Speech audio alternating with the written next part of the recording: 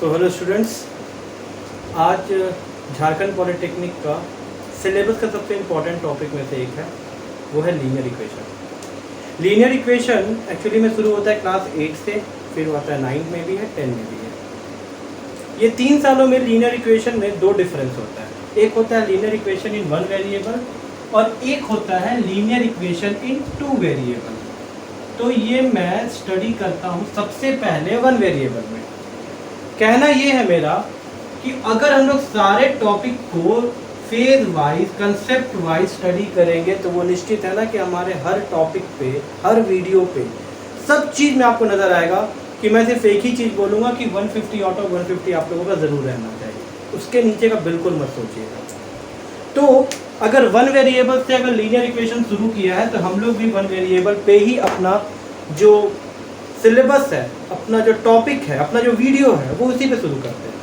तो सबसे कंसेप्चुअली अगर हम लोग स्टडी करें कि लीनियर इक्वेशन का वन वेरिएबल क्या होता है, टू वेरिएबल क्या होता है, मैं आपको एक सिंपल सा उदाहरण देता हूँ। ये x है, x देख के बहुत से लोगों को घबराहट होता है, समझ में नहीं आता ये x का करना क्या रहता है। हर मैथ में x जरूर रहता है, या y रहता है, या z रहता है।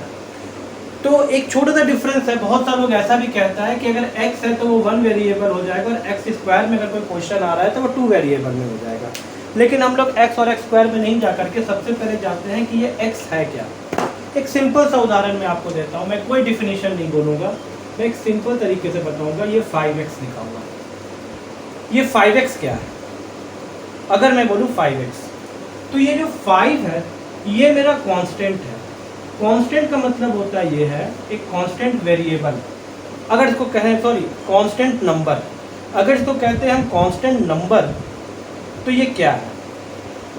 5 हमेशा 4 के बाद ही आएगा और 5 के बाद 6 ही आएगा। तो ये कह सकते हैं कि ये होना तय है कि ये 5 है जो 4 के बाद आता है, 6 के पहले आता है। 5 मल्टीप्लाई अगर 5 से करेंगे तो 25 ही आएगा, 5 अगर मल्टीप्लाई 4 से करेंगे तो 20 आएगा। तो ये 5 मेरा कांस्टेंट है। लेकिन ये जो x है ना, ये मेरा वेरिएबल है। अब ये वेरिएबल का मतलब क्या होता है?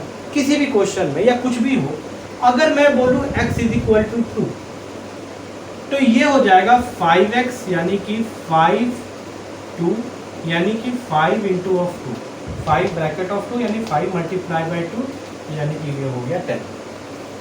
बस यही है वेरिएबल। वेरिएबल का मतलब होता है वो कहीं तक भी आगे जा सकता है, वो कहीं भी पीछे जा सकता है। मतलब ये कि x का वैल्यू +2 भी हो सकता है, -2 भी हो सकता है। x का वैल्यू कुछ भी हो जाए वो 5 के साथ मल्टीप्लाई ही होगा। अगर x का वैल्यू -3 आया है तो 5x = हो जाएगा 5 ऑफ -3 यानी कि हो जाएगा -15। बस। तो ये x का वैल्यू कुछ भी हो सकता है, पॉजिटिव भी हो सकता है, नेगेटिव भी हो सकता है। ठीक है, x का वैल्यू अगर 0 होगा तो 5 multiply by 0 which is equal to 0। x एक ऐसा वेरिएबल है जिसका हर क्वेश्चन में अलग अलग वैल्यू रहता है। कभी कुछ पूछेगा, कभी कुछ पूछेगा, लेकिन वो x जरूर रहता है। x एक्चुअली में कब लिया जाता है? जब किसी का कांस्टेंट वैल्यू मुझे नहीं मालूम। जैसे मान लीजिए कि हम लोगों को 10 किलोमीटर तक जाना है, कहीं भी जाना है 10 किलोमीटर, और हमें मिला है मात्र 1 घंटा, तो फिर हम लोग स्पीड निकालते थे। लेकिन मान लीजिए कि हम लोगों का डिस्टेंस है 10 किलोमीटर, टाइम नहीं मालूम, स्पीड नहीं मालूम, तब क्या करेंगे? तो मान लेते हैं कि टाइम x लगेगा, मान लीजिए टाइम x लगेगा, तो उस मुताबिक हम लोग एक फॉर्मूला पुटअप कर लेते हैं कि speed = 10 kilometre divided by x। वो x कुछ भी हो सकता है। अब हम लोग देखेंगे कि जब वहाँ तक पहुँचेंगे 10 किलोमीटर, अगर पैदल जाते हैं, अगर 10 मिनट लगा तो x का वैल्यू हो गया 10 मिनट। अगर बाइक से जाते हैं और उसका वैल्यू 2 मिनट हुआ टाइमिंग, तो x का वैल्यू हो गया 2। तो वो x मुझे नहीं मालूम, तो इसे कहा जाता है मान लेते हैं कि कोई वैल्यू है जो x है। तो हर एक क्वेश्चन में, लीनियर इक्वेशन में, जिसका वैल्यू डिफाइन नहीं है, जिसके बारे में हमें नहीं मालूम, वहाँ पर हम लोग x लेकर के चलते हैं। किसी का उम्र मुझे नहीं पता, लेकिन मुझे ये पता है कि आज से 5 साल पहले वो 20 साल का था, मान लीजिए ऐसा कोई क्वेश्चन है। तो मुझे ये पता रहेगा कि आज का उम्र अगर हमको निकालना है तो पहले हम बोलेंगे कि मान लेते हैं कि आज का उम्र उसका x है। तो ये जो x है ये एक ऐसा वैल्यू है जिसका मान हमें नहीं पता, जिसका वैल्यू हमें अभी नहीं पता, इसीलिए वो एक उसको वेरिएबल कहा जाता है। और कांस्टेंट वैल्यू को लेते हुए, वेरिएबल वैल्यू को लेते हुए जब एक इक्वेशन बनता है और उसका जब आंसर आता है तब वो एक्स हमका वैल्यू पता चलता है कि वो एक्स हुआ क्या। जैसे एक इक्वेशन है,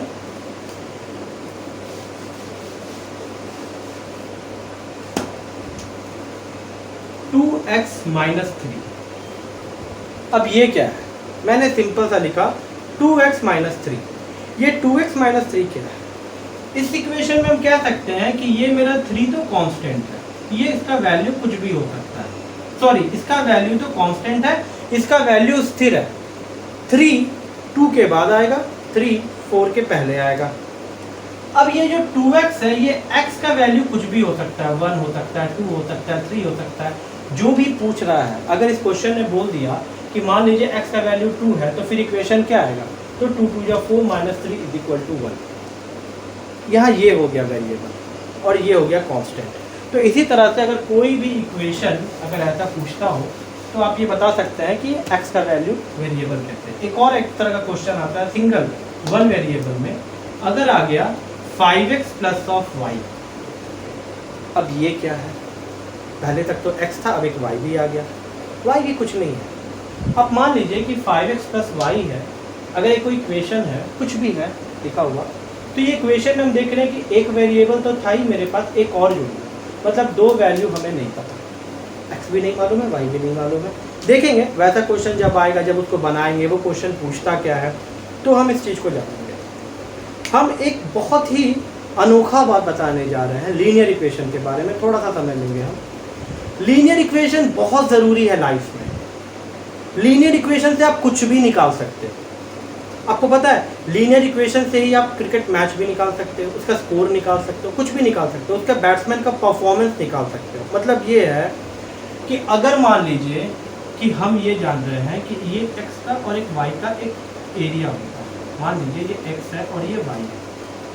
अगर मैं ये बोल देता हूँ कि हर एक ओवर में 10 रन बन रहा है, मैं क्या बोला, अगर हर एक ओवर में 10 रन बन रहा है, हर दूसरे ओवर में 20 रन हो गया, हर तीसरे ओवर में 30 रन हो गया, तो जब हम इसका ग्राफ बनाते हैं तो एक पॉइंट दे दिए, यहाँ पे एक पॉइंट दे दिए, यहाँ पे एक पॉइंट दे दिए, तो हम ये देख रहे हैं कि ये इस तरह से इसका ग्राफ बन रहा है। आपको पता है जब ग्राफ ऐसे बने ना, तो आप समझ लीजिए कि लाइफ में आप आगे जा रहे हो। जब आपका ग्राफ कुछ ऐसे बने ना, तो आप समझ लीजिए कि आप इंक्रीज होने के बाद डिक्रीज हो गए। जब आपका ग्राफ कुछ इस तरह से बने ना, तब भी आप समझ लीजिए कि कहीं ना कहीं आप इंक्रीज होते हुए डिक्रीज हो रहे हैं इस डायरेक्शन में, और अगर इधर हो रहे हो तो इस डायरेक्शन में। अब स्कूल का टाइम टेबल भी निकालोगे ना, टाइम टेबल जिसमें आपका एक तरफ पूरा रहता है मंडे ट्यूसडे वेडनेसडे थर्सडे, और एक तरफ होता है मैथ साइंस इंग्लिश हिंदी, कुछ भी रहे। अगर आप एक तरफ सब्जेक्ट निकाल लेते हो, एक तरफ समय निकाल लेते हो कि आप कितना देर पढ़ रहे हो, तो आप उसमें भी देखोगे कि एरो बनेगा, एक ग्राफ लाइन बनेगा। अगर ये लाइन इंक्रीज जा रहा है, अगर आप हर समय अपना समय को बहुत संतुलित तरीके से बिता रहे हो, टाइम मैनेजमेंट में चल रहे हो, तो आपका ये ग्राफ इस तरह से आएगा। इसका मतलब है कि आप लाइफ में आगे जा रहे हो।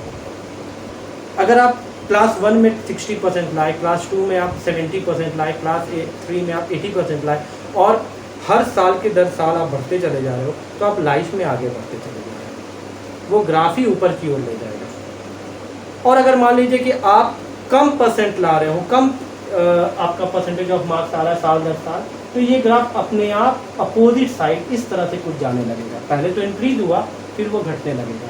या मान लीजिए एक्स के डायरेक्शन में आपने परसेंटेज रखा और वाई के डायरेक्शन में आपने एज रखा, इतना एज बढ़ते बढ़ते में तो कुछ इस तरह से ग्राफ आ जाता है। लीनियर इक्वेशन एक्चुअली में इस्तेमाल होता है जब हमें एग्जैक्ट उसका वैल्यू नहीं पता। जब हमें ये लगता हो कि एक तरफ का वैल्यू मुझे पता है, एक तरफ का वैल्यू मुझे नहीं पता, क्या होगा, उस वक्त उस समय इसी ग्राफ लीनियर इक्वेशन का ज़रूरत पड़ता है।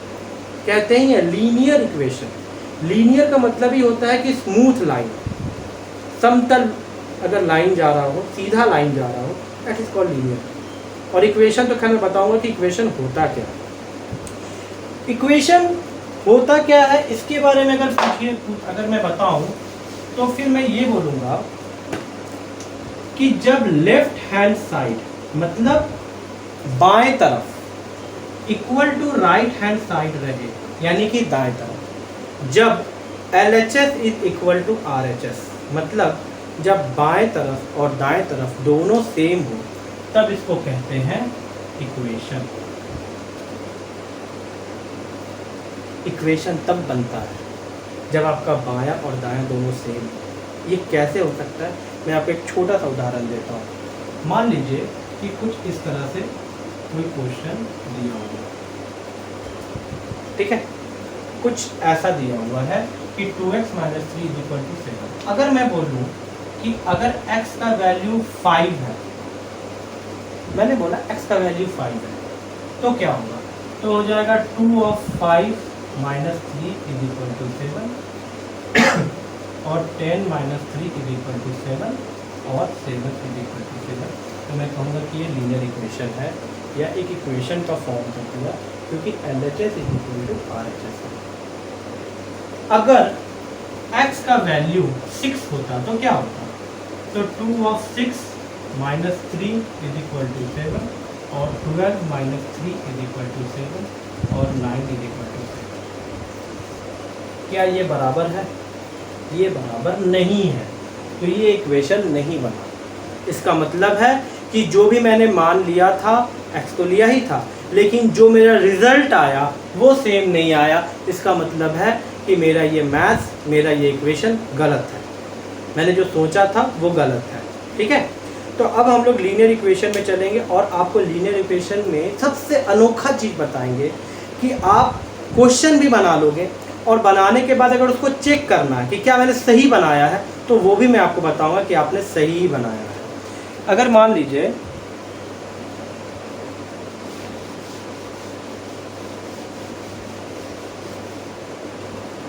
एक क्वेश्चन है x/3 + 5/2 = -3/2। ये क्वेश्चन है x/3 + 5/2 = -3/2। इसका मुझे इक्वेशन बनाना है, सही भी बनाना है और ये भी देखना है कि ये जो मेरा सम है वो सही आ जाए। ठीक है, तो अगर मैं इसको चलूँ तो सबसे पहले मैं क्या करूँगा, सबसे पहले मैं देख रहा हूँ कि एक इक्वेशन है LHS में है और एक RHS में। तो जो x का फॉर्म है उसको एक तरफ कर देंगे और जो कांस्टेंट फॉर्म है उसको एक तरफ ले जाएंगे। मतलब -3/2, ये +5/2 था, तो इस तरफ में आएगा तो वो माइनस हो जाएगा, -5/2। ठीक है, अब x/3 = अब ये 2 और 2, तो इसका LCM अगर लेते हैं तो वो आ जाएगा मेरा 2। ठीक है, अब 2 × 1 = 2 यानी कि -3 और -5, क्योंकि 2 × 1 = 2 हो गया तो -5 उतर गया, यानी कि ये हो गया -8/2 = -4।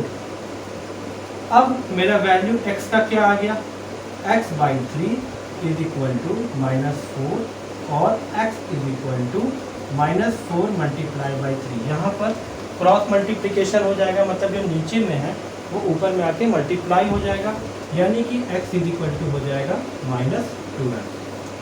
अब ये बताइए कि ये जो क्वेश्चन है, ये जो मैंने क्वेश्चन का आंसर बनाया, सॉरी, वो सही बनाया कि गलत बनाया।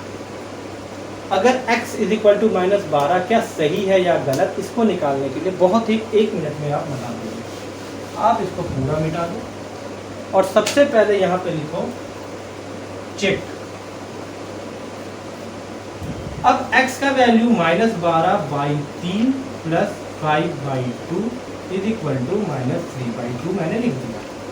अब मैंने क्या किया, अब ये तो x चला गया, x का वैल्यू में आपने -12 लिख दिया। अब ये भी एक कांस्टेंट टर्म आ गया, ये भी एक कांस्टेंट टर्म आ गया, ये भी एक कांस्टेंट टर्म आ गया, कहीं पे भी अब वेरिएबल नहीं बचा। तो अब हम इन दोनों में एलसीएम निकालेंगे, 3 और 2 में, तो 6 हो गया, 3 × 2 = 6 यानी कि -24 + 2 × 3 = 6 यानी कि 5 × 3 = 15 = -3/2। अब -24 + 15 कितना हो जाएगा, -9/6 = -3/2। अब इसको 3 से मल्टीप्लाई कर देंगे तो क्या हो जाएगा -3, इसको भी 3 से तो हो जाएगा 2 इज इक्वल टू -3/2, यानी कि LHS is equal to RHS, यानी कि जो हमने आंसर निकाला वो बिल्कुल सही है। क्यों सही है? क्योंकि LHS is equal to RHS आया, मतलब -3/2 इज इक्वल टू -3/2 आया।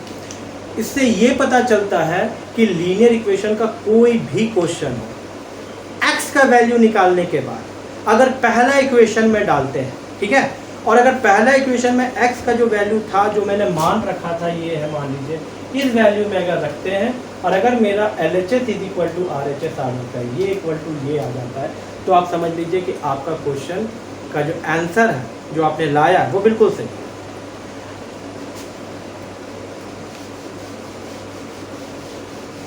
अब एक बात पूछते हैं, अगर मान लीजिए कि लीनियर इक्वेशन में थोड़ा सा क्वेश्चन जो आता है ना, वो एक स्टेटमेंट में भी आता है। स्टेटमेंट मतलब न्यूमेरिकल, कभी कभी न्यूमेरिकल में आता है, 1 नंबर में भी आता है। मैं आपको जो भी क्वेश्चन करवा रहा हूँ वो 1 नंबर 2 नंबर में ही आ रहा है और लगभग पॉलिटेक्निक के लेवल का ही क्वेश्चन है, ठीक है।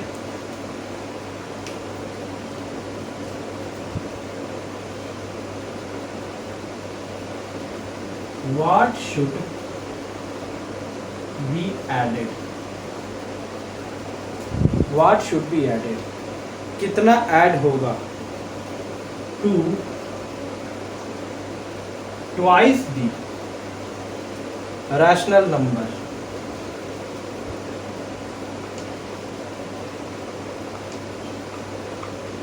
-7/3 to get 3/7। पहले क्वेश्चन को समझते हैं, मैं तभी इसका आंसर दूंगा जब मैं क्वेश्चन को समझूंगा। पूछा क्या है, व्हाट शुड बी एडेड, क्या ऐड होगा to twice the rational number. ये रैशनल नंबर पे घबराना नहीं है, ये तो रैशनल नंबर है ही, P/Q के फॉर्म में है, Q is not equal to 0 which is your rational number. तो ये रैशनल नंबर अगर लिखा हुआ है तो घबराना नहीं है, वो अगर नहीं भी लिखता तो भी मैं जान रहा हूँ कि ये रैशनल नंबर है। What should be added to twice the rational number -7/3 to get 3/7। तो सबसे पहले हम क्या करेंगे, यहाँ पे लिखें सॉल्यूशन में, बोला क्या है, ट्वाइस द रैशनल नंबर, यही है ना। तो 2 into of -7/3 which is equal to -14/3, ये हो गया ट्वाइस द रैशनल नंबर। मैंने कुछ भी नहीं किया, 2 से मल्टीप्लाई कर दिया।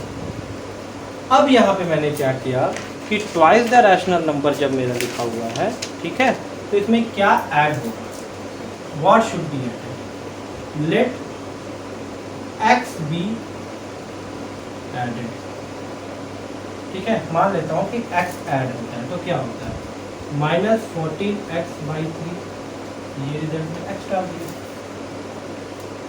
तो गेट 3/7, तो -14/3।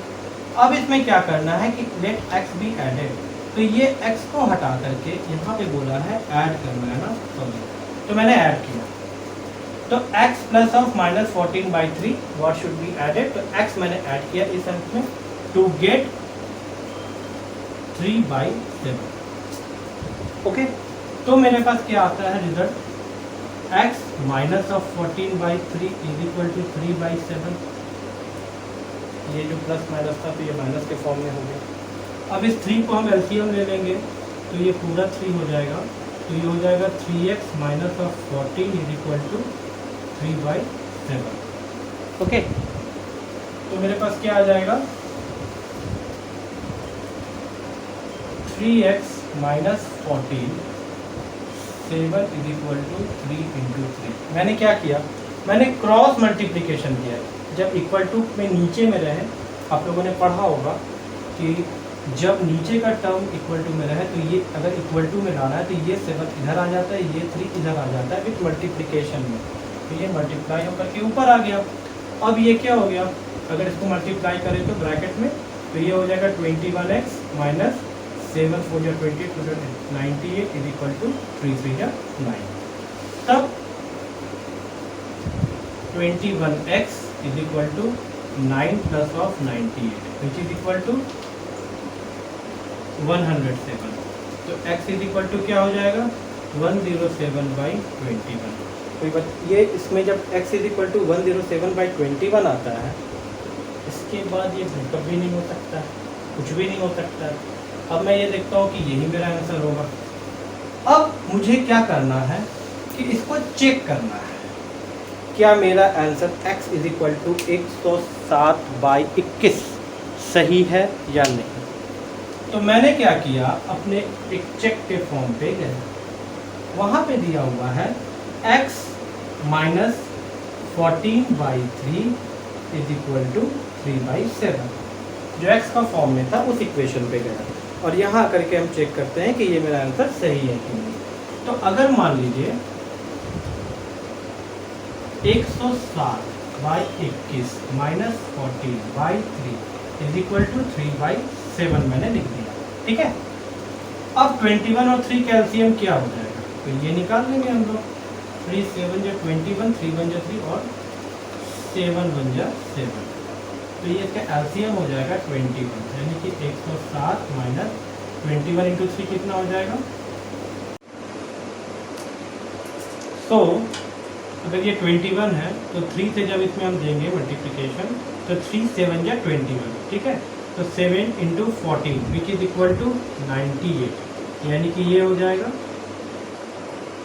107 माइनस 98 इज इक्वल टू 3/7। तो 107 माइनस 98 क्या हो जाएगा, 17 में 8 गया, 9 और 9 9 तक 0/21 इज इक्वल टू 3/7। और इसको कह सकते हैं, अगर इसको 3 से मल्टीप्लिकेशन देते हैं तो 3 3 जा 9 और 3 7 जा 21 विच इज इक्वल टू 3/7, यानी कि LHS is equal to RHS। इसका मतलब ये हुआ कि जो x का वैल्यू था, जो हमने x का वैल्यू निकाला था 107/21, वो मेरा क्वेश्चन का आंसर बिल्कुल सही हो गया, क्योंकि ये एक इक्वेशन के फॉर्म पे पूरा आ गया, ठीक है। तो अब हम इसमें ये देखते हैं कि कोई भी क्वेश्चन रहे, अगर उसका x का वैल्यू आता है और x का वैल्यू आने के बाद उसका अगर पहला इक्वेशन जो x में हमने मान रखा था, लेट जैसे था ना कि 2x minus 14/3 is equal to 3/7, या कोई भी क्वेश्चन हो, तो वो x का वैल्यू में डाल करके उसको चेक कर लीजिए। अगर LHS is equal to RHS है तो वो एक इक्वेशन है, तो वो एक लीनियर इक्वेशन के फॉर्म में आ जाता है, और वो मेरा मैथ्स का जो आंसर है वो बिल्कुल सही। तो एक स्टेटमेंट और है, क्वेश्चन का एक और स्टेटमेंट है, the perimeter of a rectangle. अब जो हमारे हिंदी मीडियम के स्टूडेंट्स हैं उनको मैं ये बता दूं कि पेरीमीटर मतलब होता है परिधि, ठीक है। The perimeter of a rectangle, perimeter के तो कहते हैं परिधि को। The perimeter of rectangle is 13 centimetre. अगर पेरीमीटर 13 सेंटीमीटर दिया हुआ है, एंड विड्थ इज, विड्थ मतलब चौड़ाई 2 3/4 सेंटीमीटर अगर दिया हुआ है, ठीक है। तो इसका लेंथ क्या होगा, इसकी लंबाई क्या होगी, बस सिंपल है। अब इसमें एक चीज देखना है, इसमें ये दिया हुआ है कि मेरा परिधि दिया है, पेरीमीटर दिया हुआ है रेक्टेंगल का 13 सेंटीमीटर, और विड्थ दिया हुआ है 2 3/4 centimetre, find its length.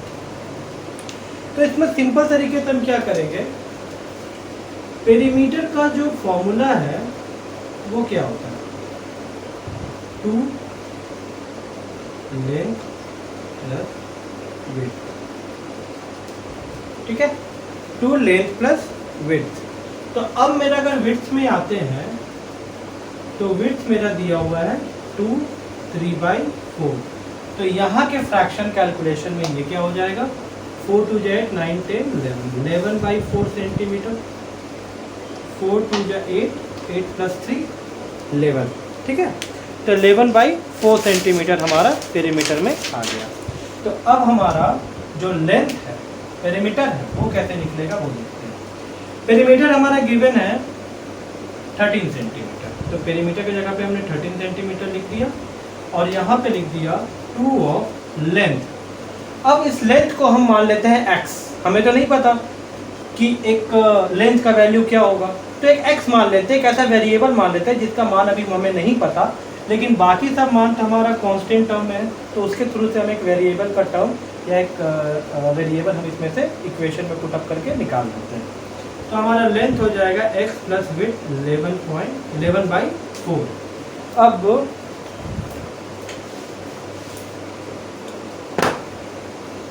Is equal to 2 of, यहाँ पे एलसीएम ले लेंगे 4 का, तो ये हो जाएगा 4x प्लस ऑफ 11।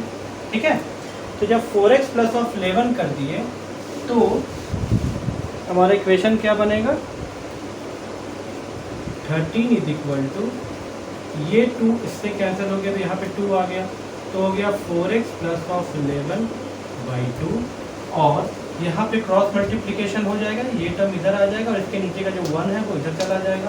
ठीक है, तो 13 into 2 is equal to 4x plus of 11, ये हो जाएगा 26 is equal to 4x plus of 11, और 4x इज इक्वल टू ये 26 माइनस 11, मतलब 4x plus 11 is equal to 26 हम ऐसे लिख सकते हैं, और 4x is equal to 26 minus of 11। ये कांस्टेंट टर्म है, ये कांस्टेंट में टर्म है, वेरिएबल हम यहाँ पे रख दिए, तो मेरा आंसर आ जाएगा 15। तो x इज इक्वल टू क्या आ गया, 15/4 सेंटीमीटर, ये मेरा विड्थ हो गया। अब अगर मैं इसको बोल रहा हूँ 15/4 सेंटीमीटर, अब इसमें करना क्या है, मैंने लेंथ निकाला जब मेरा विड्थ दिया हुआ था, जब पेरीमीटर ये था। अब आप लोग के क्वेश्चन में आ रहा होगा, दिमाग में आ रहा होगा कि क्या ये क्वेश्चन जो मैंने बनाया है ये सही है या गलत, तो बिल्कुल वैसा ही चेक कर देंगे। चेक कैसे करेंगे, perimeter is equal to 2 of length plus breadth था ब्रैकेट में, अब लेंथ को मैंने x माना था, x के जगह पे ये वैल्यू को पुट कर देते हैं, और अगर LHS is equal to RHS आ रहा है तो ये मेरा इक्वेशन सॉल्व हो जाता है। तो फिलहाल अभी हम इसमें करेंगे नहीं, वीडियो में समय कम रहता है, तो ये आप लोग जब प्रैक्टिस करते चले जाओगे तो आप ये चेक भी करते चले जाओगे। ठीक है, अब linear equation in one variable में हमने वो क्वेश्चन किया जो हमसे पूछ सकता है, लेकिन लीनियर इक्वेशन में बहुत लोगों का घबराहट होता है। वन वेरिएबल में जब एक क्वेश्चन आता है एज रिलेशन, याद रखिएगा ये जो आता है ना एज रिलेशन,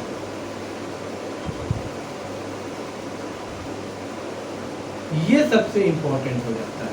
ठीक है,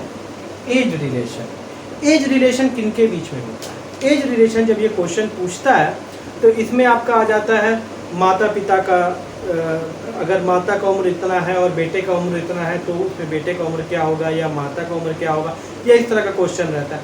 तो इसको सिंपल तरीके से आज मैं आपको बताऊंगा कि किस सिंपल इक्वेशन पे ये बनता है।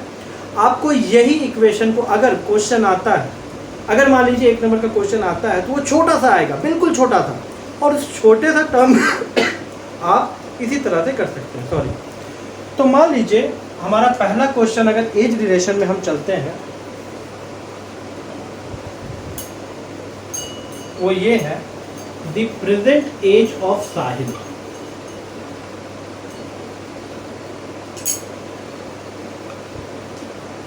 इज, आज का जो उम्र है, अभी का जो उम्र है साहिल का, ठीक है, साहिल्स मदर, साहिल की माँ का, ठीक है, इज 3 टाइम्स, 3 गुना, टाइम्स तो क्या बोलेंगे, 3 गुना द प्रेजेंट एज ऑफ साहिल, साहिल के आज के उम्र का 3 गुना ज्यादा है।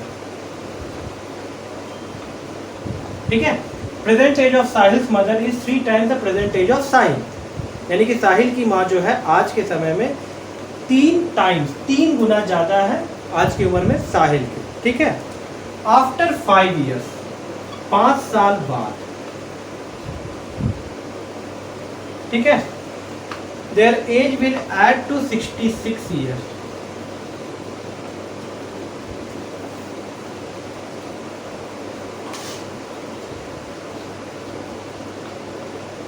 5 साल बाद इनका जो उम्र है वो 66 साल ज़्यादा हो जाएगा। The age will add to 66 year, मतलब 5 साल बाद उनका जो भी उम्र होगा उसमें 66 साल जुड़ जाएगा, ठीक है। After 5 years their age will add to 66 years. Find the present age.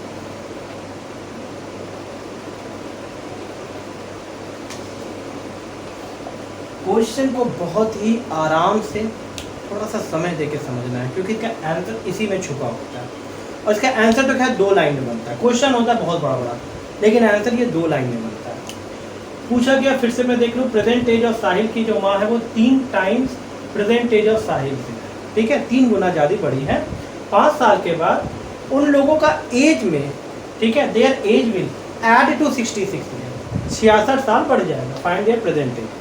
बिल्कुल इसी तरह का एक एज क्वेश्चन आता है, फादर सन का भी आता है, ठीक है। अगर बोलेगा after 5 year their age will, मान लीजिए कुछ आता है डिक्रीज या ऐसा कुछ भी, तो ऐड के समय में ऐड कर देंगे और वैसे डिक्रीज के टाइम पे माइनस कर देंगे। इसका एक सिंपल सा इक्वेशन बनता है, वो इक्वेशन टेबल फॉर्म में है। अगर आप उस टेबल फॉर्म को अपने मेमोरी में रख लीजिएगा, हमेशा उसको याद रखिएगा, तो कभी भी इस तरह का क्वेश्चन कभी भी पूछता हूँ आपसे आंसर ज़रूर आ जाएगा। तो इसको मैं बहुत ही सिंपल तरीके में बताऊंगा। यहां मैं लिखूंगा प्रेजेंट एज, अभी का जो उम्र है, ठीक है। यहां मैं लिखूंगा साहिल, ठीक है, साहिल का जो उम्र होना चाहिए, और यहाँ पे उसकी मदर का उम्र होना चाहिए, ठीक है।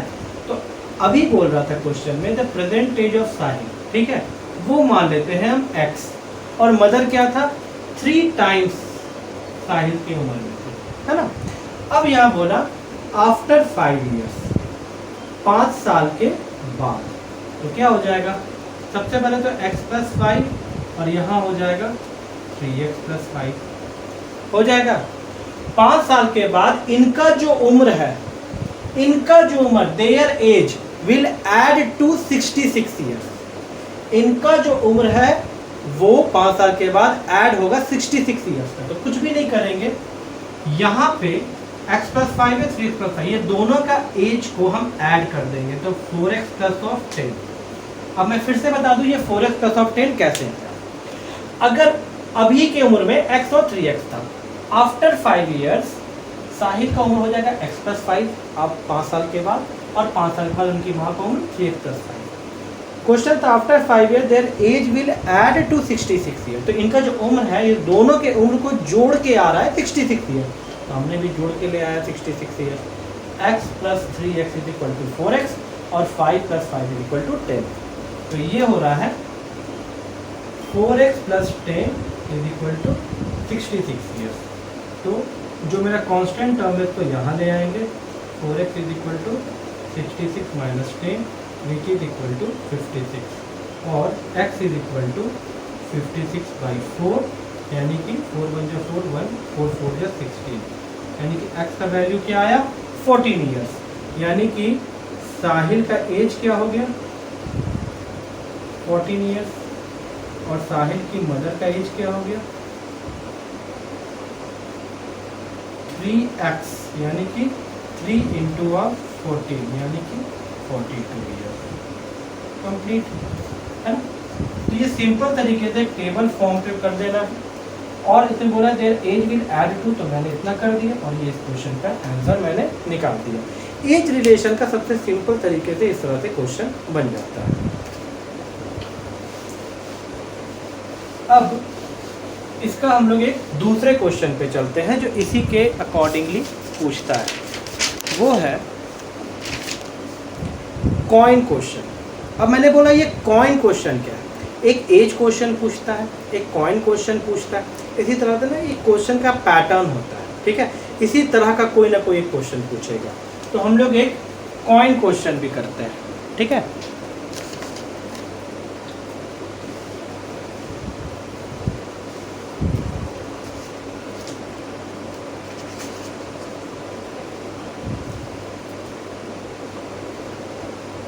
कॉइन का मतलब तो आपको पता होगा, कॉइन का मतलब होता है सिक्का, ठीक है, या पैसा, कुछ भी आप बोल लीजिए।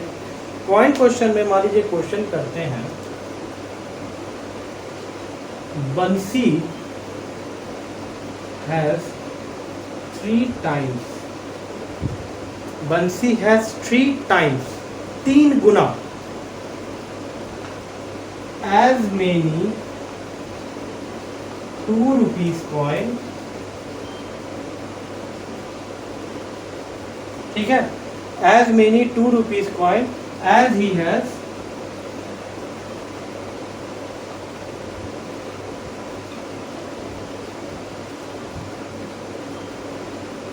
कह रहा है क्या, बंसी के पास 3 गुना 2 का कॉइन है, as he has 5 rupees coin, मतलब 2 का कॉइन इसके पास 3 गुना ज्यादा है 5 रुपीज कॉइन के तुलना में, ठीक है। बंसी has 3 times as many 2 rupees coin as he has 5 rupees coin, ठीक है। If he has sum of 77, अगर उनके पास जोड़ करके 77 रुपीज है, हाउ मेनी कॉइन्स, उनके पास कितना coin, coin of each denomination, मतलब ये कह रहा है कि ये बताइए कि उनके पास टोटल कितना कॉइन है और कौन सा कॉइन 2 रुपये और 5 रुपये में कौन सा कॉइन कितना ज़्यादा है गिनती में, ठीक है। तो क्वेश्चन फिर से समझ लीजिए, बंसी के पास 3 times ज़्यादा 2 रुपीज़ का कॉइन है जितना उसके पास 5 रुपीज़ का कॉइन है। अब इसमें ये देखना है कि इसके पास टोटल 77 कॉइन्स हैं, ठीक है, 77 रुपीज़ है, सॉरी। तो अब इसमें देखना है कि 77 रुपीज़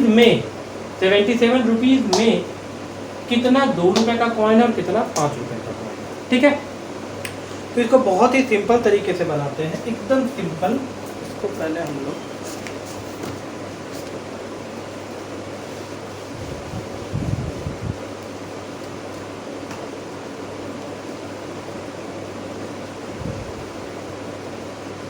मैंने पहले लिखूंगा 5 रुपीज़ कॉइन को ₹5x, मान लीजिए कि कितना कॉइन है ये हमें नहीं मालूम। Let the coin, total number of coin वो तो मुझे पता था, लेकिन जो डिनोमिनेशन चाहिए, मतलब कि 5 रुपये कितना है 2 रुपये कितना है, वो हम लोग मान लेते हैं x, क्योंकि हमें तो नहीं पता ना कि 5 रुपये का कितना है। तो ये x एक वेरिएबल हो गया ना, x वेरिएबल हो गया, ये तो कांस्टेंट है नहीं। अगर मुझे पता होता कि 5 रुपीज़ का कॉइन है तो यहाँ 50 रुपीज़ में लिख देता, लेकिन मुझे भी नहीं मालूम कितना 5 रुपीज़ का कॉइन है, तो मैंने यहाँ पे लिख दिया x, ठीक है। तो अब 2 रुपीज़ कॉइन में अगर आते हैं तो इसमें ये बोला था कि 3 गुना ज़्यादा ये 5 रुपीज़ के कॉइन में है, ठीक है। तो सबसे पहले ₹2x गुना 3 यानी कि ₹6x, 2 रुपये का कॉइन इसके पास 3 टाइम्स है, मुझे नहीं पता टोटल कितना है ना। तो यहाँ पे हो गया टोटल 2x इंटू 3 यानी कि 6x। तो इसका टोटल सम कितना हो गया 6x और प्लस 5x, यानी कि 5x plus 6x is equal to 11x। अब इसके क्वेश्चन ने बोला था कि टोटल इसके पास 77 रुपीज है, ठीक है। तो हम क्या करेंगे, पहले x का वैल्यू निकाल देंगे। तो 77/11 इज इक्वल टू हो जाएगा 7, ये मेरा हो गया x का वैल्यू, ठीक है। अब इसमें देखना है कि इसमें ये जो x का वैल्यू अगर आ गया तब हमें मालूम हो जाएगा कि 5 रुपीज़ का कॉइन कितना आएगा और 2 रुपीज़ का कॉइन कितना आएगा। मैं आपको यहीं पे बता देता हूँ। तो 5 रुपीज़ का कॉइन हमारा 5x लिखा हुआ था, अब मेरा x का वैल्यू आ रहा है 7, तो 5 इंटू 7 इज इक्वल टू हो गया 35। अगर 2 रुपीज़ का कॉइन, ठीक है, अगर मैं जान रहा था तो वो दिया हुआ था 6x, है ना, 6x।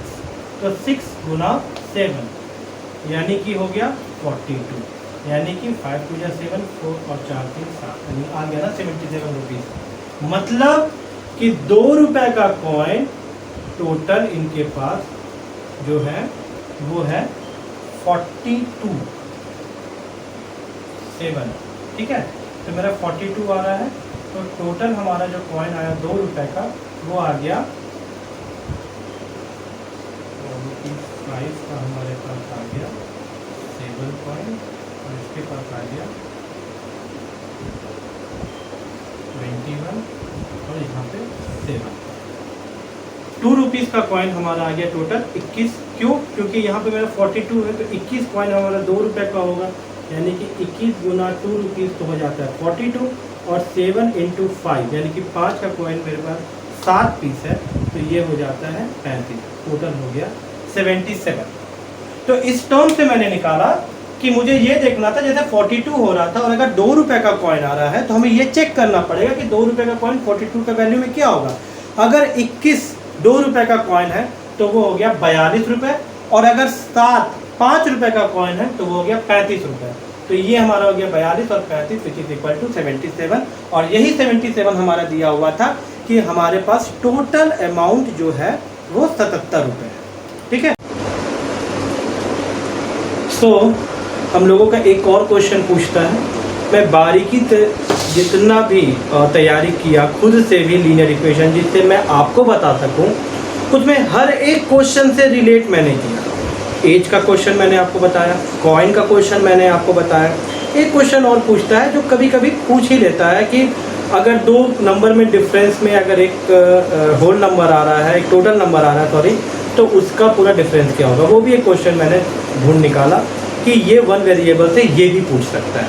आप लोग करना क्या है कि जितना मेरा बताया हुआ क्वेश्चन है उसका प्रैक्टिस ज़रूर कीजिएगा, 1000 बार कीजिएगा, और उससे रिलेट आपको जो भी क्वेश्चन मिल रहा हो आपके स्कूल के किताब में, आपके कहीं कोई भी किताब में, तो वो सारे क्वेश्चन को आप बिल्कुल तैयारी करके जाइएगा। क्योंकि मैं आपको अभी भी एक बात बोल रहा हूँ कि ये मल्टीपल चॉइस क्वेश्चन 1 नंबर का भले होता हो, लेकिन अगर आप 4 या 5 नंबर के क्वेश्चन का तैयारी अगर अच्छे से कर सके, अगर आपके पास समय होते चला गया और आप तैयारी करते चले गए, कम से कम आप मेरे बताए हुए क्वेश्चन को ज़रूर करके जाइएगा। इससे होगा क्या कि सारा फॉर्मूला इसमें घुसा हुआ है, वही फॉर्मूला वो 1 नंबर का उठा के पूछ देता है, चाहे वो लीनियर इक्वेशन होगा या आगे चल के क्वाड्रेटिक इक्वेशन आएगा या ट्राइगोनोमेट्री आएगा, जो मैंने पढ़ाया उसमें से नंबर सिस्टम में से, तो किसी में से भी आए, आपको 4 और 5 नंबर का क्वेश्चन मेरा बताया हुआ सबको करके जाना है, होल थ्रू करके जाना है, और अपना भी प्रैक्टिस में भी आपको 4-5 नंबर वाले क्वेश्चन को, बड़े बड़े क्वेश्चन को करते जाना है। अगर आपको कहीं से भी कोई क्वेश्चन समझ में नहीं आएगा, आप कमेंट बॉक्स में वो क्वेश्चन को बिल्कुल दे देना, मैं मेल आईडी बता दूंगा, उस मेल आईडी में आप ज़रूर क्वेश्चन को दे देना। ये मेरे लिए बहुत अच्छी रहेगी कि मैं आपको वो क्वेश्चन का इंडिविजुअली सबको मैं आंसर दे सकूँ। तो आपको घबराना नहीं है कि ये बड़ा बड़ा क्वेश्चन मैं क्यों बनाऊँ या क्यों तैयारी करूँ। एक्चुअली बात ये है कि MCQ अगर मल्टीपल चॉइस क्वेश्चन अगर आपको तैयारी करना है तो 4-5 नंबर का क्वेश्चन को ज़रूर तैयारी करके जाइए।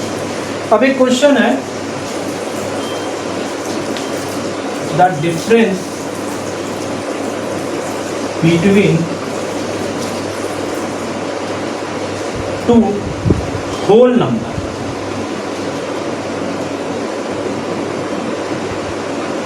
is 66। ठीक है, the difference between 2 whole number is 66। The ratio is 2:5। ठीक है, 2:5। व्हाट आर द 2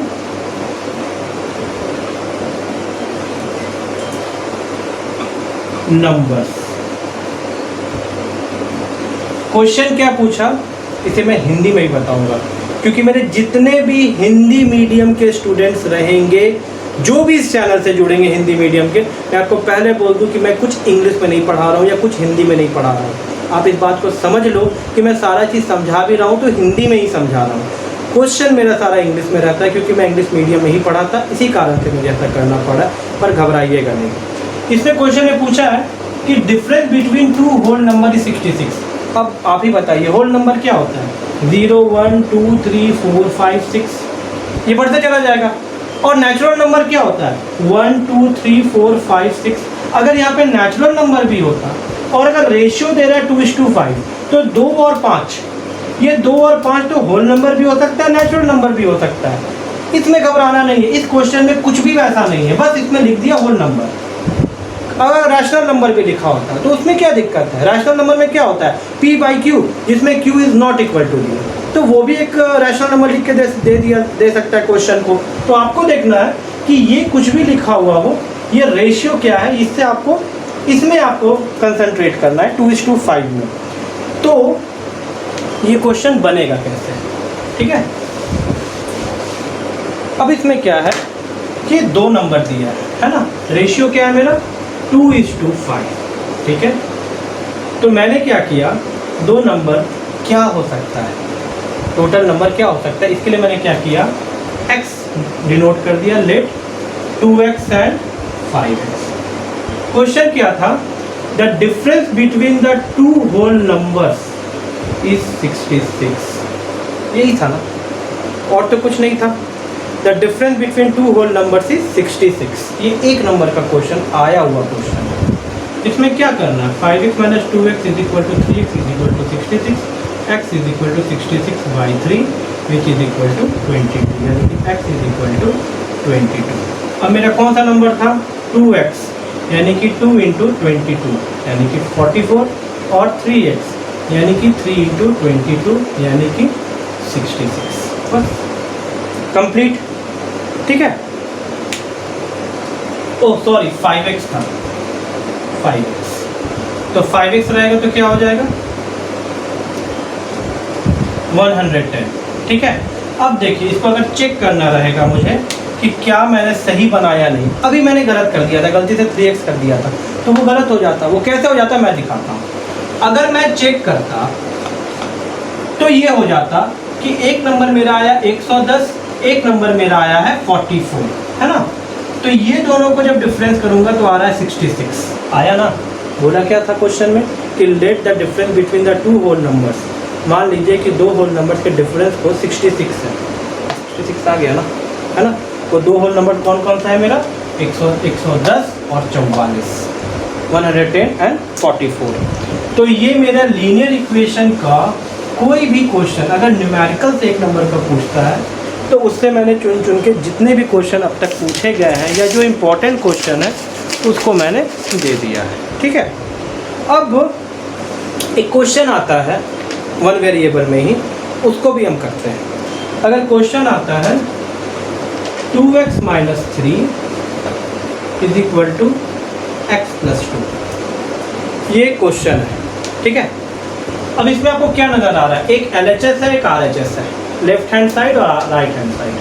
अगर x का वैल्यू हमारा एक तरफ से सही निकलता है और इसमें अगर x का वैल्यू कभी निकाल देते हैं हम लोग, तो अगर हमारे इक्वेशन दोनों एक ही बराबर है, LHS भी एक ही बराबर है और RHS भी एक ही बराबर है, तो हम ये मान लेंगे कि ये मेरा इक्वेशन बिल्कुल सही है।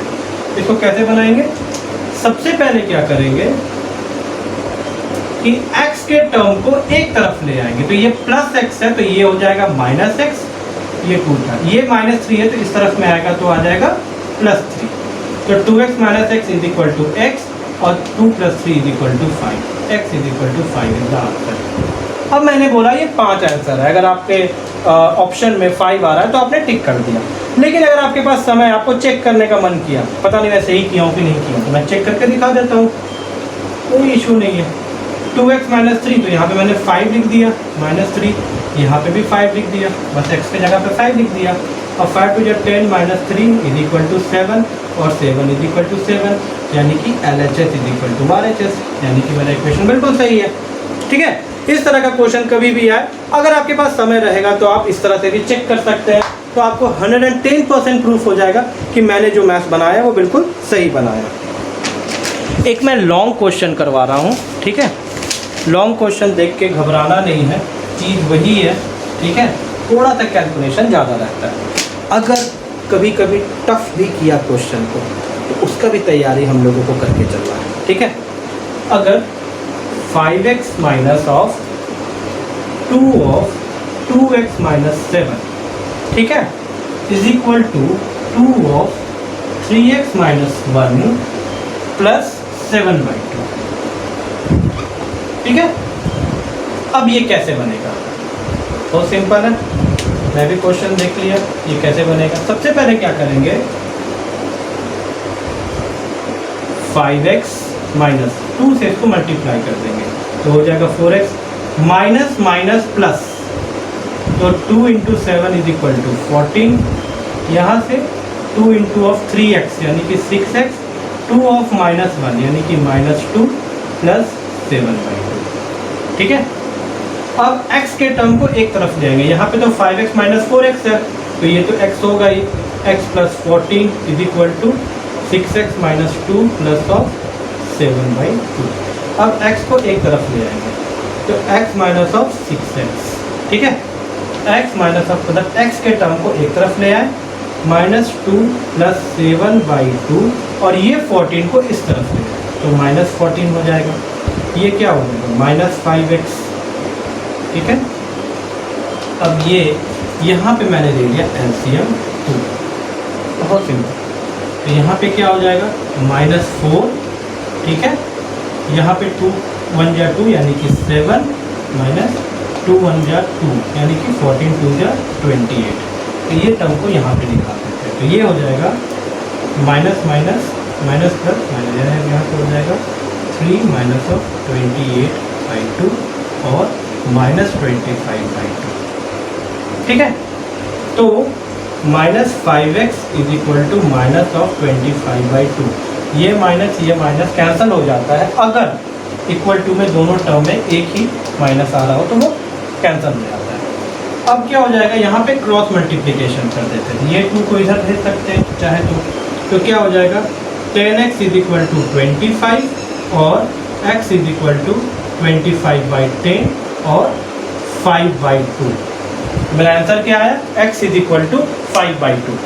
अगर x का वैल्यू को यहाँ पर 5/2 हम कर दें और अगर LHS is equal to RHS आ रहा है तो चेक करने पे भी हमारा आंसर अगर ये दोनों सेम आ रहा है तो इक्वेशन हमारा लीनियर इक्वेशन या इक्विलिब्रियम में कहलाएगा, वो इक्वेशन हमारा सॉल्व है।